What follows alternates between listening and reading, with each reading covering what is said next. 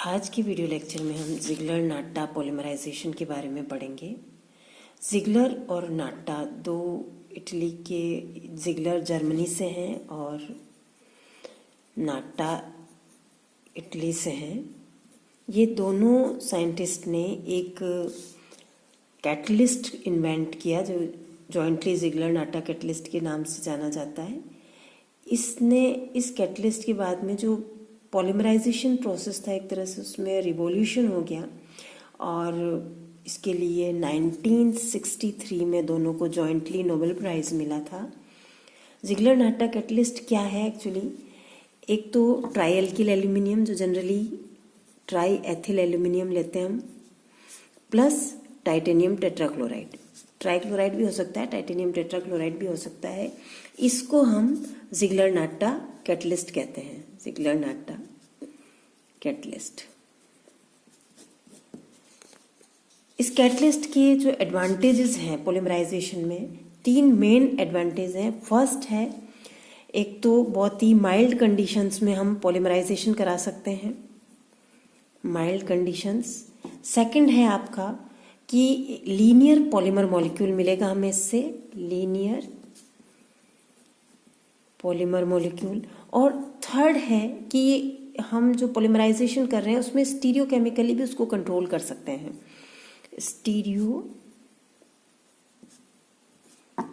Chemical control. अब हम लेते हैं जिगलर नाटा पॉलीमराइजेशन के मैकेनिज्म। जो फर्स्ट स्टेप है जिगलर नाटा पॉलीमराइजेशन की, ये है pi complex formation between carbon carbon double bond and titanium atom.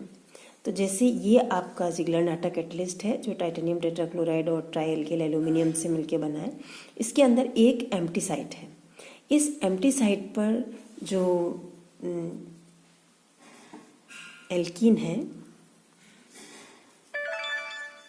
ये आके और एक कोऑर्डिनेशन कॉम्प्लेक्स बन जाएगा। ये पाई बॉन्ड यहाँ पे, ये कोऑर्डिनेट बॉन्ड बन गया यहाँ पे और पाई कॉम्प्लेक्स बन गया। अब यहाँ पर ये जो एल्किल ग्रुप है इसका सिस एडिशन होगा यहाँ पर, और ये देखिए आप वापस से अब यहाँ पे ये एम्प्टी साइट जनरेट हो गया और ये एल्किल ग्रुप बन गया। ये इस एम्प्टी साइट पर वापस ये आपका एल्कीन आके और पाई कॉम्प्लेक्स बनाएगा, फिर ये एल्किल ग्रुप उस पर सिस एडिशन हो जाएगा।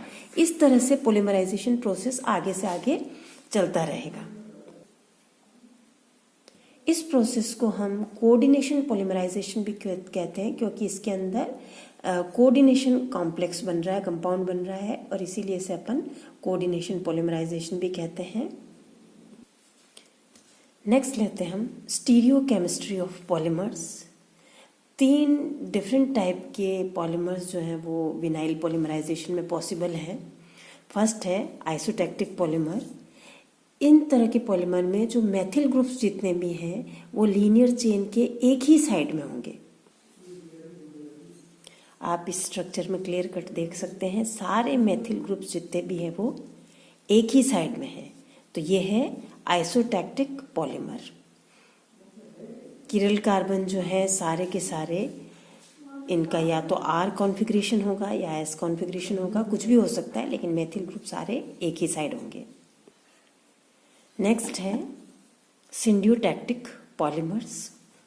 इसमें जो लीनियर चेन है कार्बन चेन, उसके कार्बन चेन के एक तरफ यदि मेथिल है तो दूसरे कार्बन पर मेथिल अपोजिट साइड होगा, फिर वापस अपोजिट साइड, फिर वापस आप देख रहे हैं कि अपोजिट साइड होगा। तो अल्टरनेटली मेथिल ग्रुप की पोजीशन चेंज होती चली जा रही है। और इस तरह से यदि हम जो किरल कार्बन है उसका कॉन्फ़िगरेशन देखें, फर्स्ट का यदि आर है, दूसरे का एस होगा, फिर वापस आर एस, इस तरह से क्रम से चलता जाएगा। तो ये है सिंडियोटैक्टिक पॉलीमर। नेक्स्ट है एटैक्टिक पॉलीमर। जो एटैक्टिक पॉलीमर्स है उनके अंदर जो कार्बन चेन है, लीनियर कार्बन चेन, उसके ऊपर जो मेथिल ग्रुप है उनमें कोई ऑर्डर नहीं होता है, रैंडमली डिस्पोज्ड है मेथिल ग्रुप, किधर भी कोई सा भी हो सकता है। और जो किरल कार्बन है उसका configuration R R S R, इस तरह से कुछ भी हो सकता है। और इनको हम एटेक्टिक पॉलीमर्स कहेंगे। पॉलीमर केमिस्ट्री में एक और इम्पोर्टेंट टर्म है प्लास्टिसाइज़र, वो हम डिस्कस करेंगे अब। जनरली जो पॉलीमर्स होते हैं वो या तो इतने ब्रिटल होंगे या इतने सॉफ्ट होंगे या बहुत विस्कस होते हैं कि अपन उसको डायरेक्टली यूज़ में नहीं ले सकते।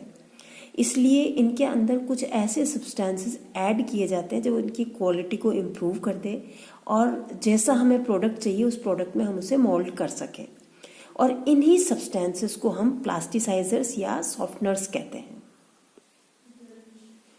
प्लास्टिसाइजर जो है वो प्रोडक्ट की टफनेस को, उसकी क्वालिटी को, जो वर्केबिलिटी है उसको बढ़ा देता है, इम्प्रूव कर देता है। एक चीज़ है कि प्लास्टिसाइजर जो है वो नॉन वोलेटाइल होना चाहिए, किसी भी तरह से ये लॉस्ट ना हो, उसका डिफॉर्मेशन, आर्टिकल डिफॉर्म हो जाए तब भी।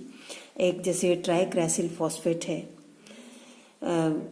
इट इज़ आइसोब्यूटाइल एडिपेट है, ये आपका आइसोब्यूटाइल एडिपेट है।